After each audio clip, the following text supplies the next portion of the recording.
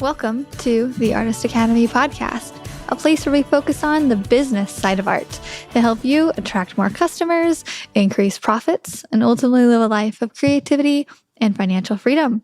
I'm your host, Andrea Earhart, and this week's episode is a replay from an interview I did 5 years ago when I first started this podcast.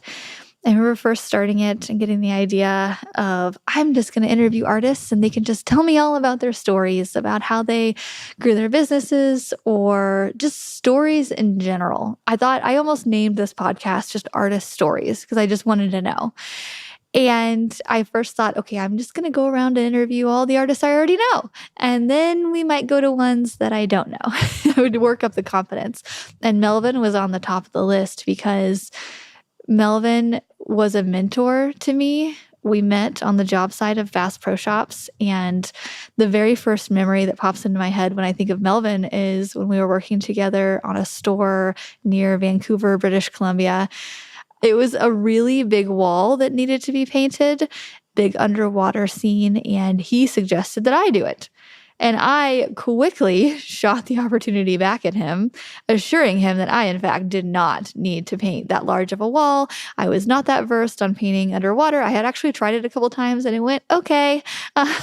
So I did not need to take on this wall. And in fact, he could do it. He could tackle it easily. And he just looked at me and he's like, "Kid, you got this." He tossed it right back at me and assured me that I could, in fact, paint this wall all by myself. And I about shit my pants. I was like, okay. God, every bit of me wanted to say, no, no, no. I just wanted to keep arguing with him. Like, no, really, you do it.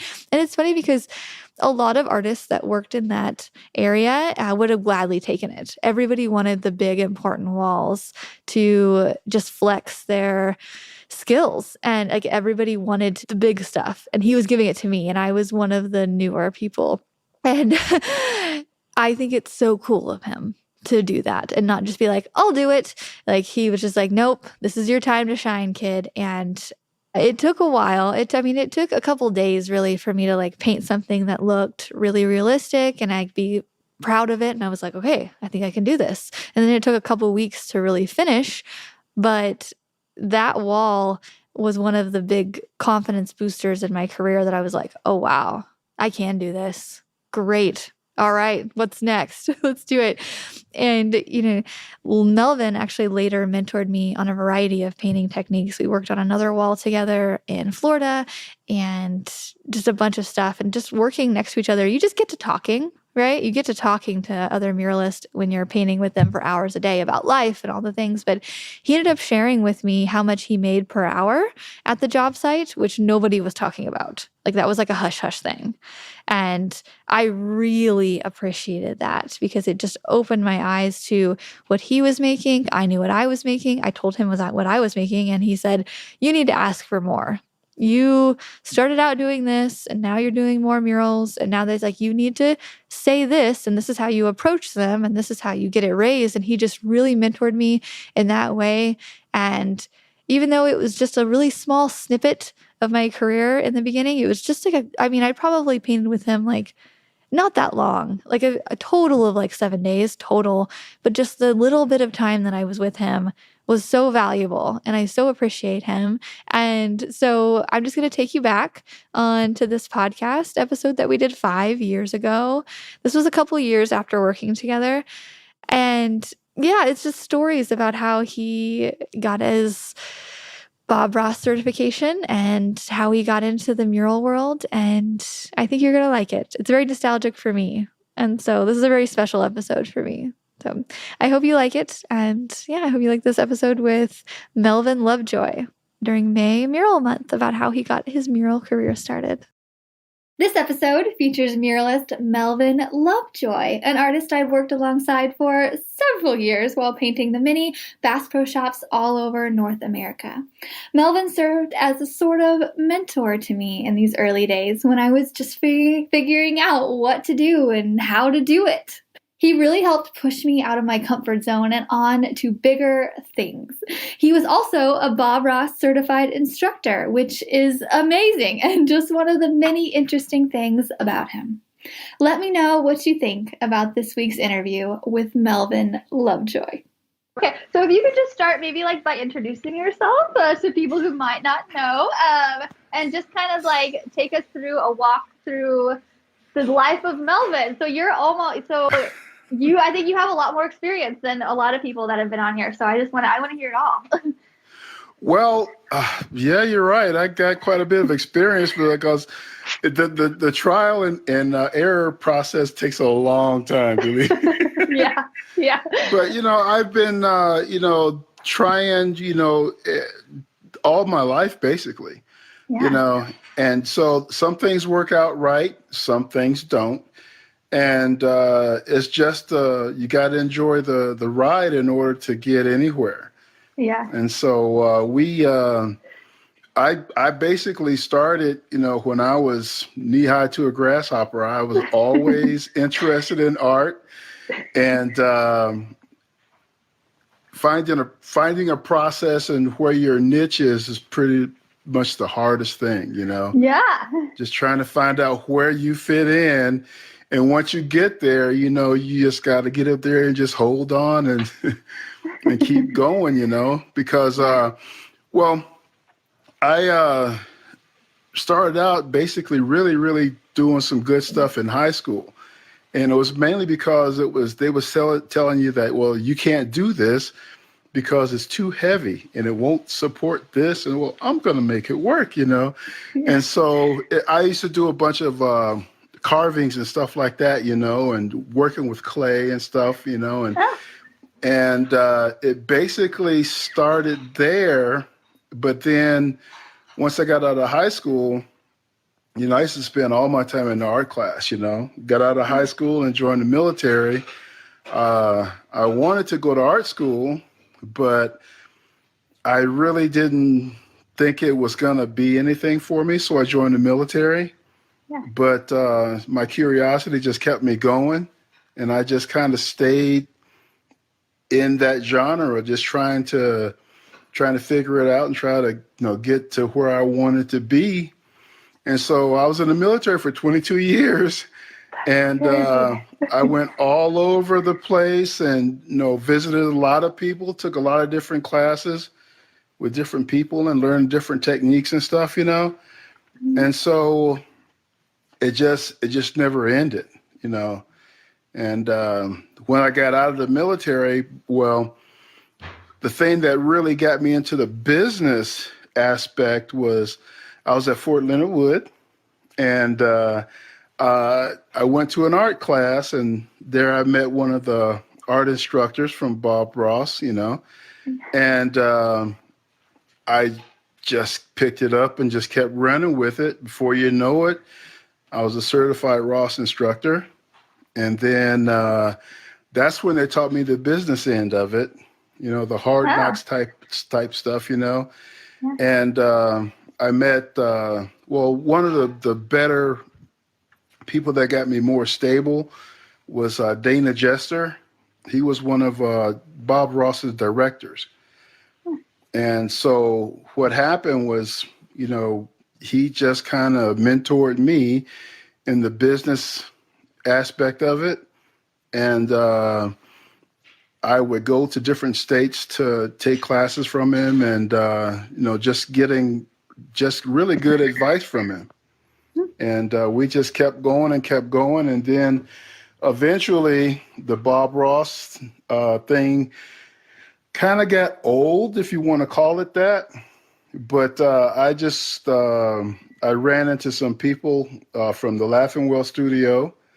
And that's when we got into the Bass Pro and doing really large murals and stuff, and Adam was working with Adam and Aaron Walken, Yeah. And well, we spent a lot of time working together, and it panned out for everybody. It's just one of those things where you start enjoying what you're doing, and it just keeps on going, So it was a really, really good ride, Yeah. So Yeah. That's in a nutshell. Yeah, we got it. Yeah, I remember. Yeah, the working for Bass Pro, those long hours. I feel like we all kind of just got a sort of like a family work mentality going after spending so many you're hours. right. That's true, because you walk in and the first thing you see is these great big humongous walls, and you're thinking, my goodness, do I got to do that by myself, Yeah. And after a couple of stores, you're like, well, okay, I got this, just point me in the right direction and we'll just get it done, so Yeah. it all works, everything you do, it's all up to you, just make an effort to do it. And you come up with some really good results sometimes. And sometimes people change their mind and say, well, this is a really good mural, but I changed my mind. I don't want it no more. Yep. And so you start all over again, Yeah. So, yeah. but yeah. Oh. Ah. Yeah. Okay. All that wildlife. I know. So my first question on here is what was the tipping point that took you from hobby to professional artist? Do you think that was, so what was the tipping point that took you that, where you weren't doing any other job, you were just doing art?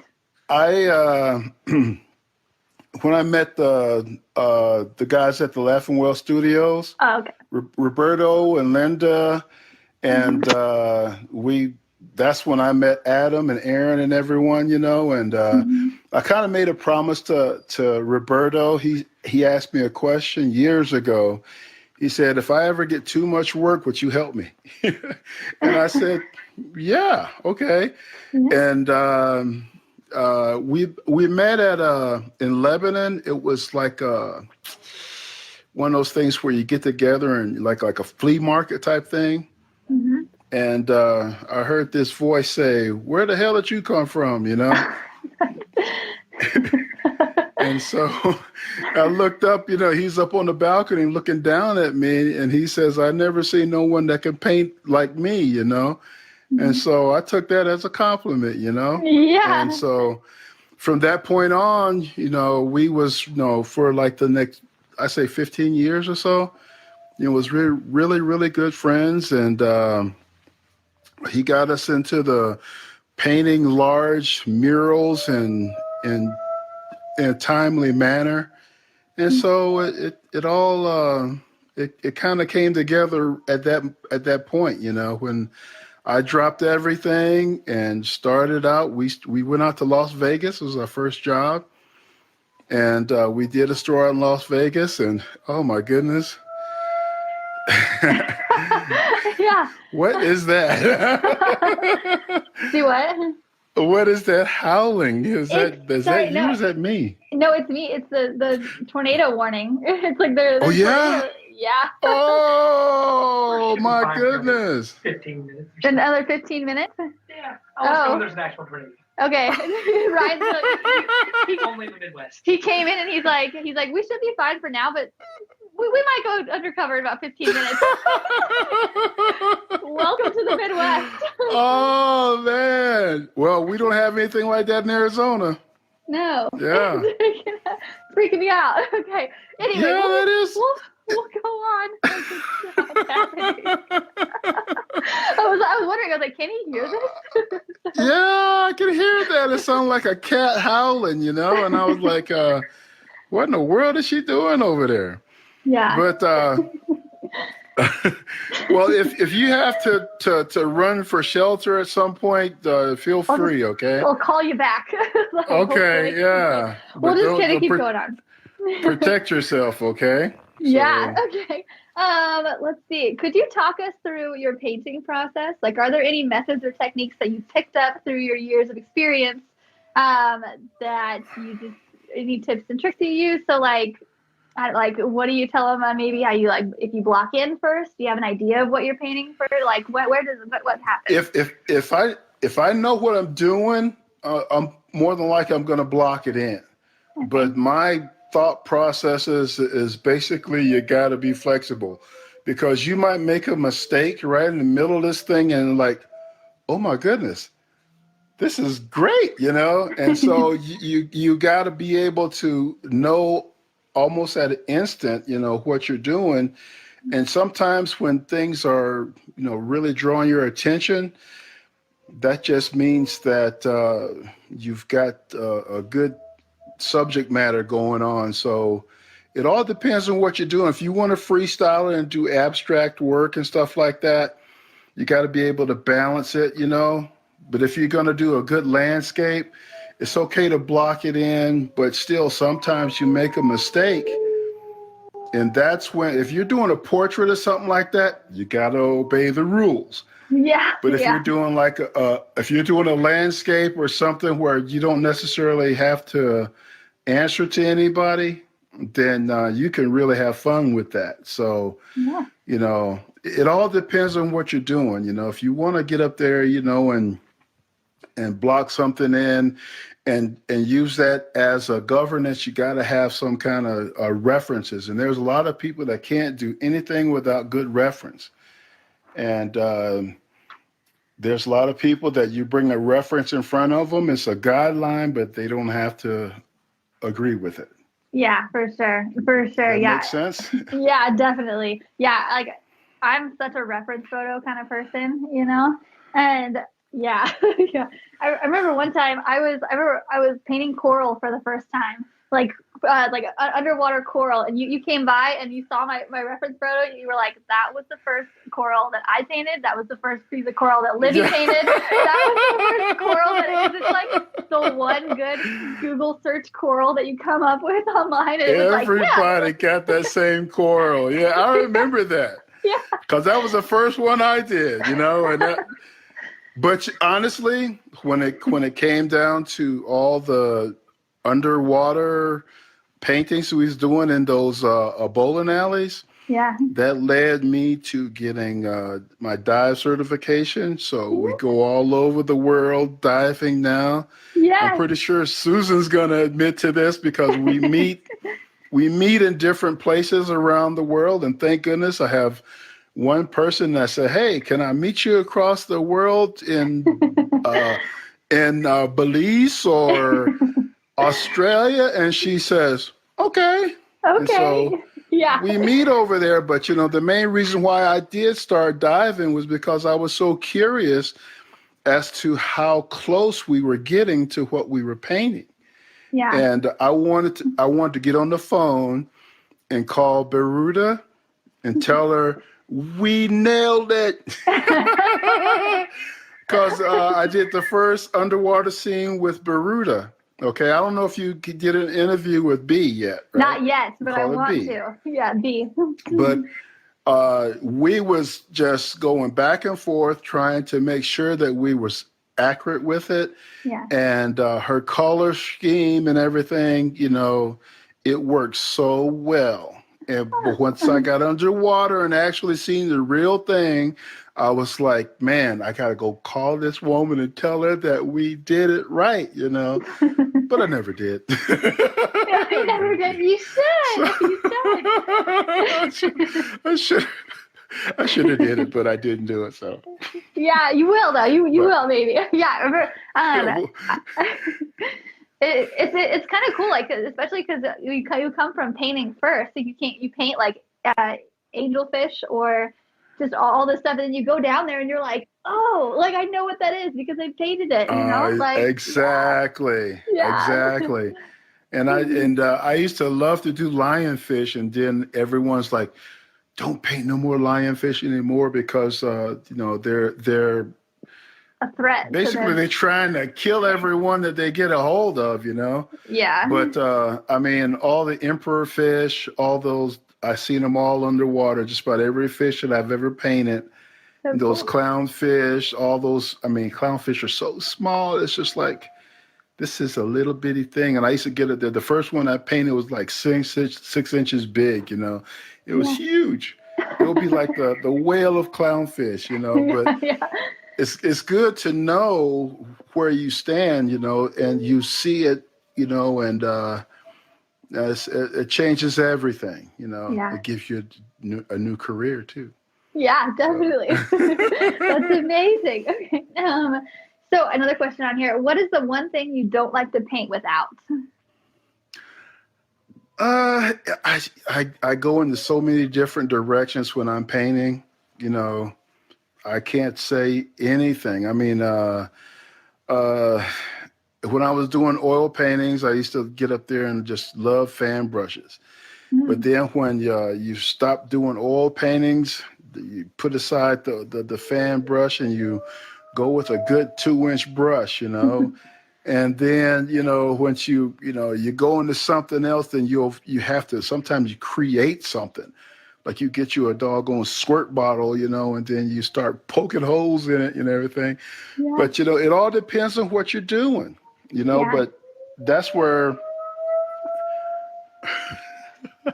yeah, You hear that? you better run and hide pretty soon. But you know, you got to be flexible. It all depends on what you're doing, you know, what your goals are. And so I really don't like to nail one particular thing down as far as, you know, because one minute you're painting something like a portrait, but then if that person, if the people don't recognize who that person is, they have no connection to it. Yeah.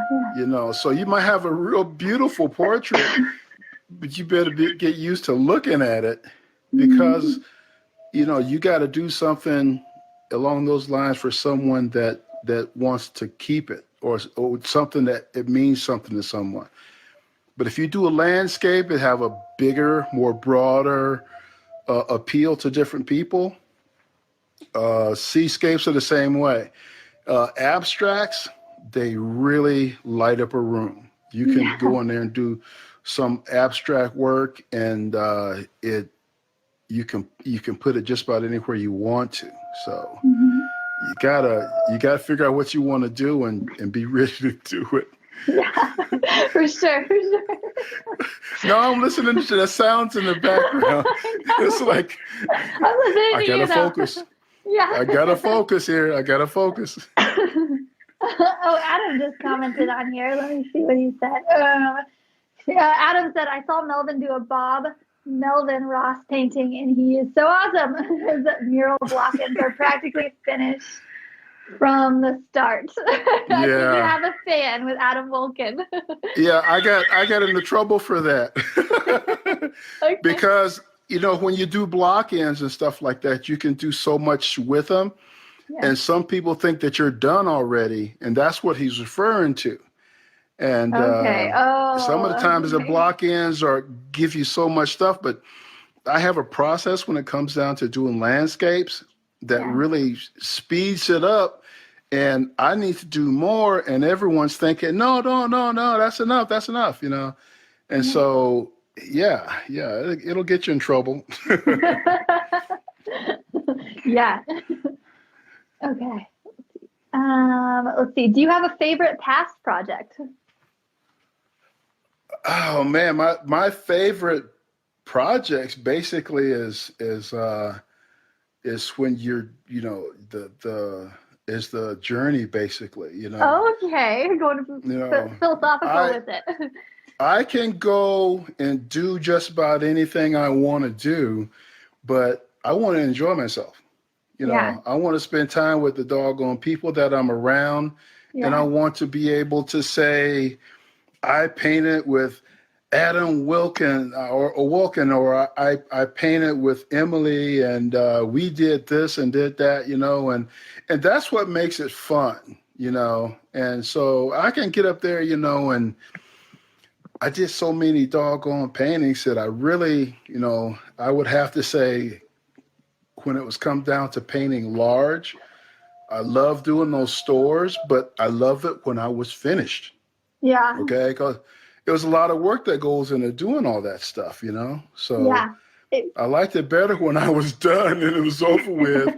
But I had a good time with the people, you know. Yeah. And so I hope that's a good answer, you know. Kinda. Okay, but if like if you could nail, like, if you had to, like, gun to your head, like if you had to do like one one past project, would it be like Tacoma or Tennessee or where? Like, But well, the thing is that, you know, I was doing that for over 11 years, oh man. I gosh, mean, you since have a lot. 2004. You're like, So, I mean, like, you know, everything kind of runs in together. yeah, Everything kind true. of runs in together. But I remember what you said, and I remember, you know, it's some of the times, you know, people don't remember the exactly the things that was said. They remember the way it made you feel. Mm-hmm. Okay. And so if I get up there and have a good time with you, I'm Yeah. going to remember the good time that I shared with you. Painting Yeah. is a afterthought. You know, you feel good, you're going to paint well. You know, if someone walks up to you and slap you on the back and say, that's the best looking painting I've seen in years, that's going to make you feel good. You're not going to remember what you painted, but but you're going to feel good.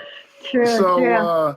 You know, there's a lot of, you know, paintings out there that, you know, that I seen one on Facebook just a little while ago, and I tell you the truth, I don't remember that painting at all, but it had my name on there. Yeah. It had my name on there, and the lady was talking about, you know, that she got it from her parents and everything. And, you know, you produce so much stuff that, and, you know, you don't want to get up there and get to the point where you're taken away from it. But, you know, you produce so much stuff that you really, you can't remember it all, you know? You can't remember it all. And then like some of the times, you know, there's something that you don't want to get rid of and you sell it and you're like, man, you know, I really didn't want to sell that thing, you know, because you're attached to it. And so it's hard to describe. I got a complicated life here. You okay? There's like weird noises out there. Yeah. You got a lot of weird noise. I hear it. It's just like a rumbling. The rumbling is what freaks me out. I'm not gonna trip out if you go and check it out to see where you are, okay? Because if well, I feel like Ryan would tell me what's going on. Okay. Anyway, we're just gonna go through it. Okay. Wow. Okay. Sorry. Let's see. Do you have any upcoming projects or any kind of plans that you're working on right now, or are you just kind of just chilling out? Well, I'm kind of chilling out, but well, last year I kind of had medical issues, and I'm still trying to, you know, make myself believe that all that stuff was, you know, is done and over with. Okay.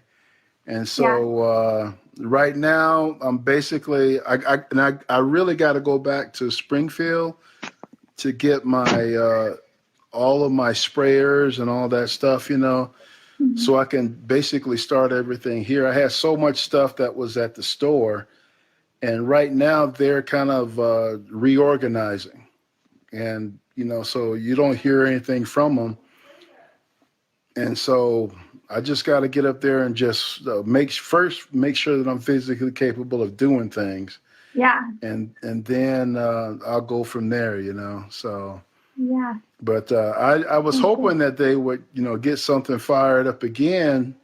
But if they didn't, because like all of last year, they didn't have anything going at Bass Pro, but I was sick all of last year. Yeah. Yeah. You were telling me on the phone the other day. Yeah. And so once I got all that stuff out of the way, even if they would have called me, I wouldn't have been able to do anything. So yeah. Well, at least you weren't missing out on anything, you know? No, I wasn't missing anything out. Yeah. So, but right now, basically, I just got to get up there and just, it takes a lot to get up there and get a client base or something like that going here, because all the time, I've been here almost 7 years, and the majority of the time that I've been here, I was leaving the state going working for Bass Pro. Okay. So I barely know my neighbors.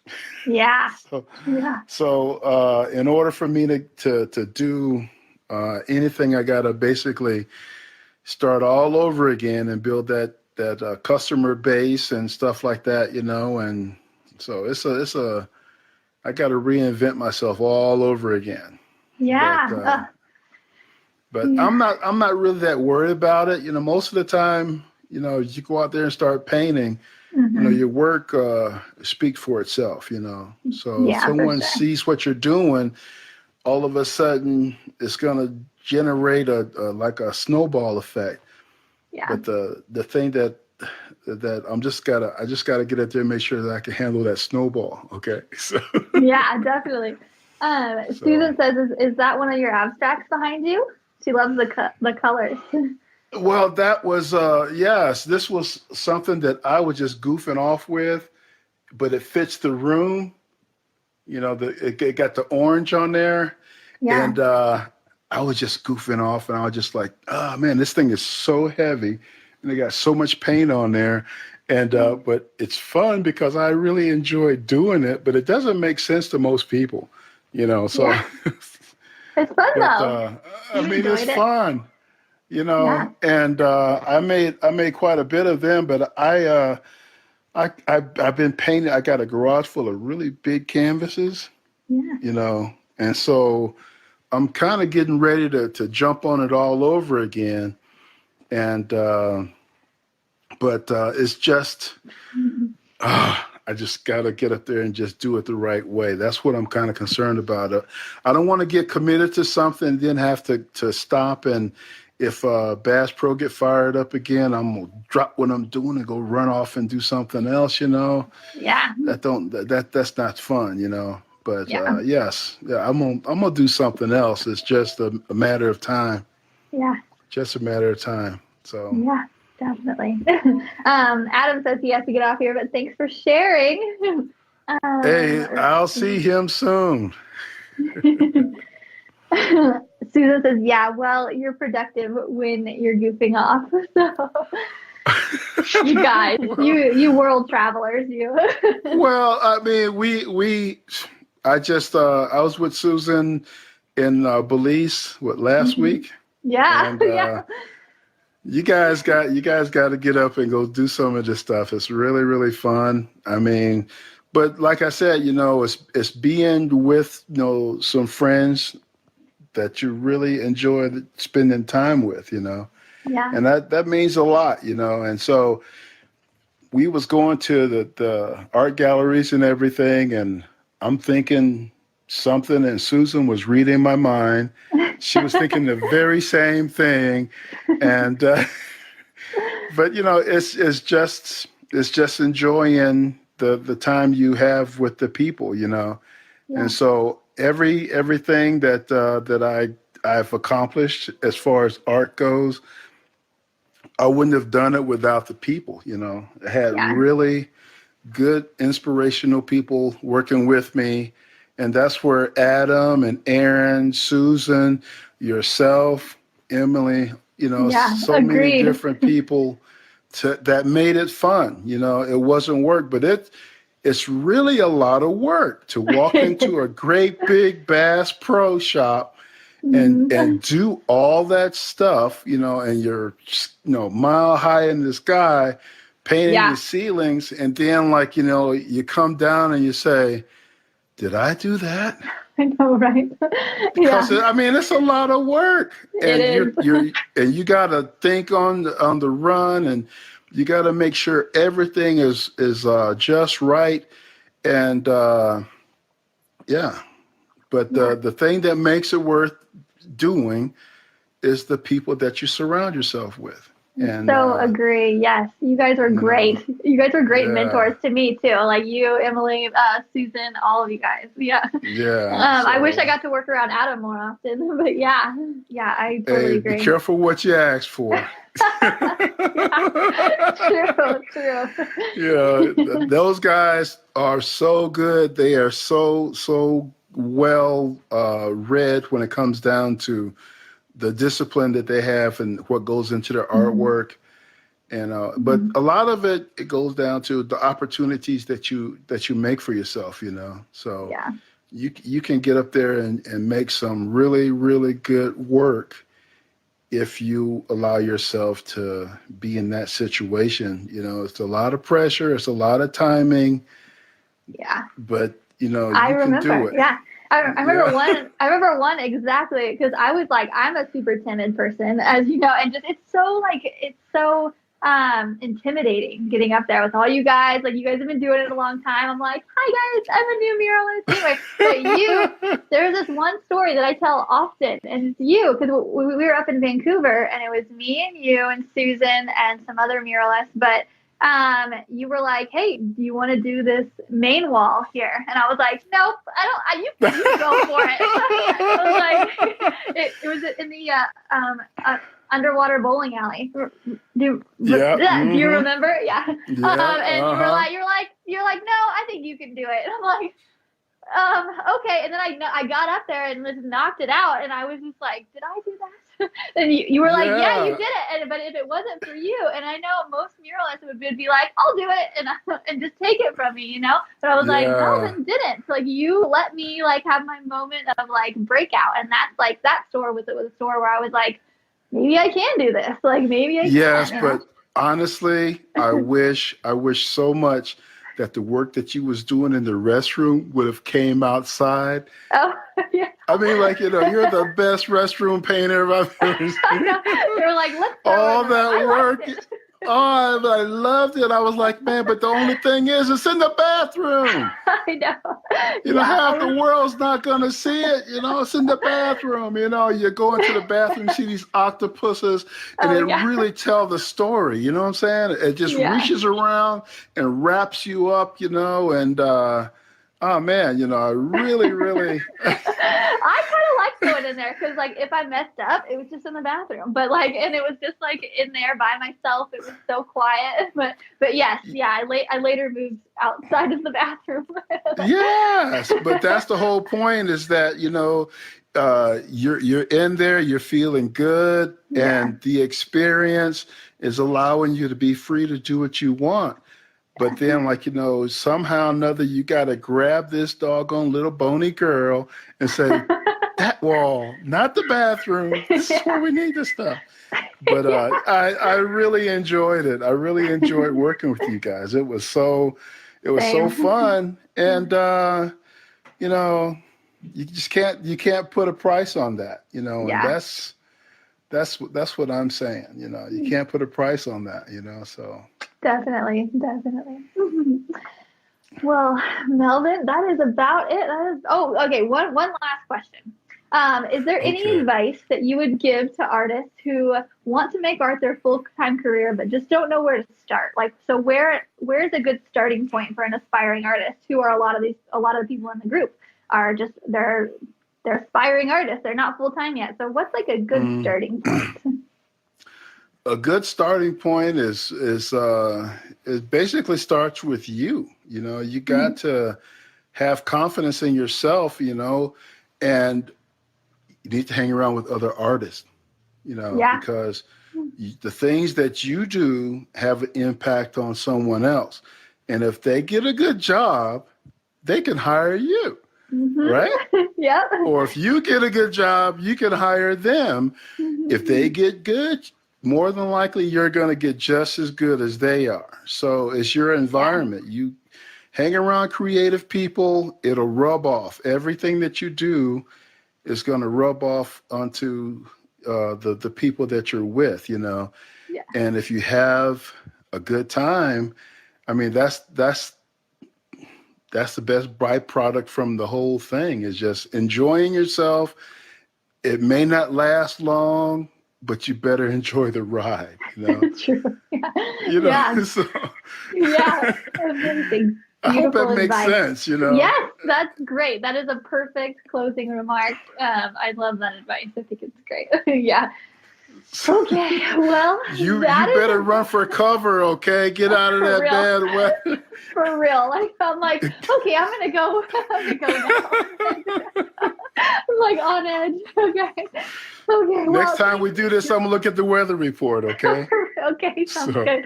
Yeah, we'll do it again. Thank you so much for taking the time out of your night to come on here and just talk about art. I know that you've inspired at least 1 or 2 or 10 of the people in this group to Well, good luck. do this. Thanks. I really appreciate the time with you, and I Yeah. hope we get a chance to get together again. And if you have any free time, come on out to Arizona, and Okay. I'll we drag can.